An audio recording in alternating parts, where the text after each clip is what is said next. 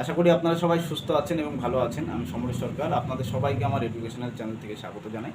যারা যারা আজকে আমাকে প্রথম দেখছেন তারা চ্যানেলটিকে সাবস্ক্রাইব করবেন, বেল আইকন প্রেস করবেন। টেলিগ্রাম চ্যানেলে যুক্ত হতে চাইলে ভিডিও ডিসক্রিপশন বক্সে টেলিগ্রাম চ্যানেলের লিঙ্ক দেওয়া আছে, সেখান থেকে আপনারা যুক্ত হতে পারেন। আপনারা লাস্ট যে মার্কেট, সে মার্কেট আমরা সবাই দেখলাম। নিফটিতে 480 পয়েন্টের একটা আমরা ফল দেখলাম, ব্যাঙ্ক নিফটিতে 1400 পয়েন্টের কাছাকাছি ফল দেখলাম। তো এখন বর্তমান যে সিচুয়েশান, সেই সিচুয়েশানে আমরা কী করতে পারি, এটা আজকে আমাদের ডিসকাশন থাকবে। এবং তার সাথে সাথে কিছু জিও পলিটিক্সে ঘটে যাওয়া কিছু ঘটনা, যেটা আমরা আগামী দিনে মার্কেটের মধ্যে এর ইম্প্যাক্টও দেখতে পারি। এখন যদি আপনি কাঁচা তেলের দামটা দেখেন, তাহলে আজকের দিনে দাঁড়িয়ে কাঁচা তেলের দাম 105 টাকা পার ব্যারেলে চলছে। তো আপনাদেরকে এর আগেও আমি অনেক রিলসে বলেছি যে কাঁচা তেলকে ট্র্যাক করতে থাকুন। কাঁচা তেলের দাম যখনই বাড়বে তখনই আপনারা মনে করবেন যে মার্কেটে আমাদের একটা তার প্রভাব আমরা এখানে দেখতে পাই। বর্তমান সিচুয়েশনে দাঁড়িয়ে লাস্ট যে জিও পলিটিক্সের যে ঘটনাটা ঘটলো, সেটা হচ্ছে যে মিডল ইস্টের যে ঝামেলা, সেই ঝামেলাটা তো চলছেই, বরং যুদ্ধ আরও রণক্ষেত্র নিয়েছে। এবং ডোনাল্ড ট্রাম্প নিজের দেশেই গতকালকে আপনারা দেখবেন যে ইউএসের যে পিপল, অর্থাৎ সাধারণ মানুষ, প্রায় 90,000 মানুষ, অর্থাৎ 9 মিলিয়ন মানুষ, তারা রাস্তায় বেরিয়েছে এবং ডোনাল্ড ট্রাম্পের বিরুদ্ধে প্রোটেস্ট করা শুরু করেছে। প্রোটেস্টে কী বলছে তারা, নো কিং। অর্থাৎ ডোনাল্ড ট্রাম্প যে প্রত্যেকটা দেশের উপরে যে এই যে প্রথমত ভেনেজুয়েলা, দ্বিতীয়ত আপনার গ্রিনল্যান্ডকে শাসানো, রাশিয়ার উপরে স্যাংশন লাগানো, এই যে ইরানের উপরে যে আক্রমণ, এই সমস্ত বিষয় নিয়েই আর কি নিজের দেশের মানুষই ডোনাল্ড ট্রাম্পের বিপক্ষে যাচ্ছেন এবং সেখানে তিনি কোথাও না কোথাও একটা কোণ ঠাসা হয়ে আসছেন। যার কারণে গ্লোবাল মার্কেটে আপনি যদি দেখেন যে ডাও জোন্স প্রায় 675 পয়েন্ট কিন্তু ফল করেছে লাস্ট ডেটে, অর্থাৎ লাস্ট ট্রেডিং সেশনে। এর ইম্প্যাক্ট আমরা আমাদের মার্কেটেও দেখব আগামী দিনে। এখন বিষয় হচ্ছে মার্কেট সুপ্রিম, মার্কেটই শেষ কথা বলে। আপনি যদি দেখেন যে 2020 সালে আমরা যখন এসছিলাম কোভিডের সময়, আমি সাধারণত মার্কেটে এসেছি 2019-এ। তো 2020 সালে আপনি যদি দেখেন যে উইকলি টাইম ফ্রেমে আপনার নিজের সিস্টেমে আপনি একবার দেখে নেবেন, উইকলি টাইম ফ্রেমে কিন্তু 200 ইএমএকে ক্রস করে নিচে এসেছে। সুতরাং আমরা এখন যেখানে ট্রেড করছি, অর্থাৎ 22,800 যে কাছাকাছি, এখান থেকে 200 ইএমএ মাত্র আর 4% বাকি আছে। অর্থাৎ আমরা টপ থেকে প্রায় 14%-এর উপরে আমরা কালেকশান হয়ে এসেছি। এখন কোভিডের মতো সিচুয়েশান আমার মনে হয় যে এখনও পর্যন্ত ঘটেনি।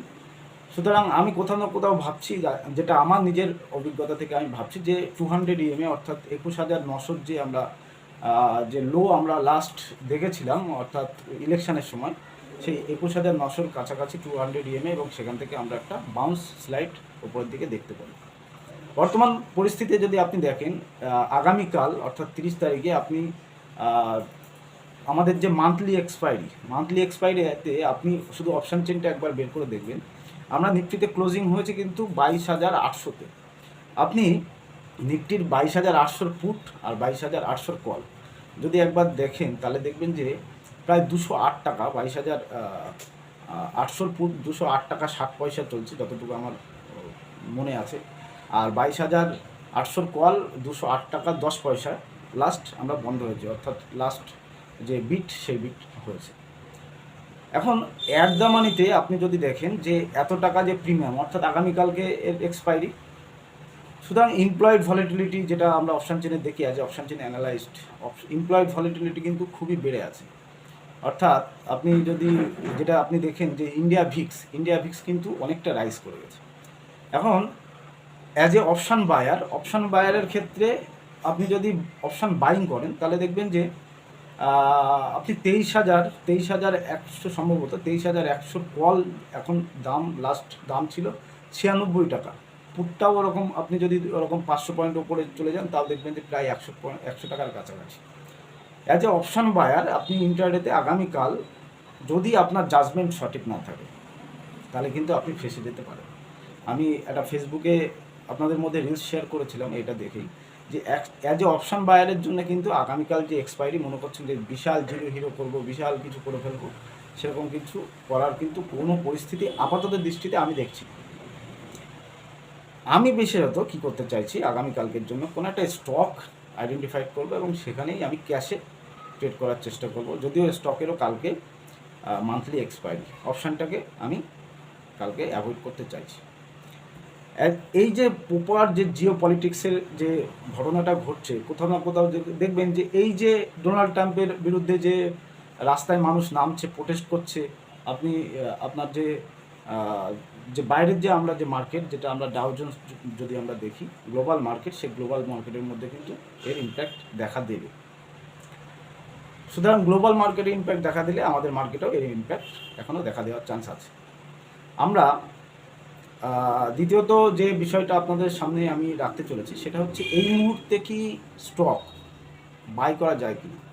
দেখুন, অনেক ভালো ভালো স্টক যেগুলো ফান্ডামেন্টাল ভালো, টেকনিক্যাল এখন ভালো নেই, কিন্তু ফান্ডামেন্টাল যদি ভালো থাকে তাহলে সেই সমস্ত স্টকে অল্প অল্প করে কিছু কিছু করে ইনভেস্ট করা যায়। যদি আপনার লং টার্মের পার্সপেক্টিভে আপনি ইনভেস্ট করেন যে 5 বছরের জন্য রাখবো বা কিছু তেমন, তাহলে প্রচুর ভালো ভালো স্টক আমাদের সামনে এসছে এবং যেগুলো আমাদের নেওয়ার মতোই আছে। অর্থাৎ অ্যাজ এ ইনভেস্টার আপনি ইনভেস্ট এই সময় করতে পারেন। এই সময় আমি বেসিক্যালি কী করেছি, আমার যে এসআইপি সেটা আমি বাড়িয়ে দিয়েছি লিমিট। ইটিএফে ইনভেস্ট করতে পারেন।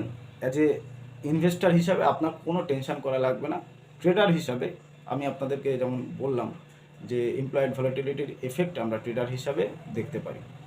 তো অ্যাজ এ অপশান বায়ার হিসাবে আগামীকালকে আমি বিশেষ করে কোনো ট্রেড ইনিশিয়েটেড করবো না। যদি অপশান সেলিংয়ের কোনো রাস্তা পাই তাহলে সেটা আমি চেষ্টা করে দেখব। সুতরাং আশা করি আপনারা বিষয়টা বুঝতে পেরেছেন এবং বর্তমান সময়ে দাঁড়িয়ে আপনি আপনার পোর্টফোলিওতে আপনি ভালো ভালো স্টক নিতেই পারেন, ভালো ভালো ইটিএফে আপনি ইনভেস্ট করতে পারেন। আপনি যদি 5 বছরের জন্য যদি আপনি রাখেন তাহলে অবশ্যই আশা করা যায় আপনি এখান থেকে একটা ঠিকঠাক রেজাল্ট পাবেন। সবাই ভালো থাকবেন, সবাইকে অনেক শুভেচ্ছা, শুভরাত্রি সবাইকে।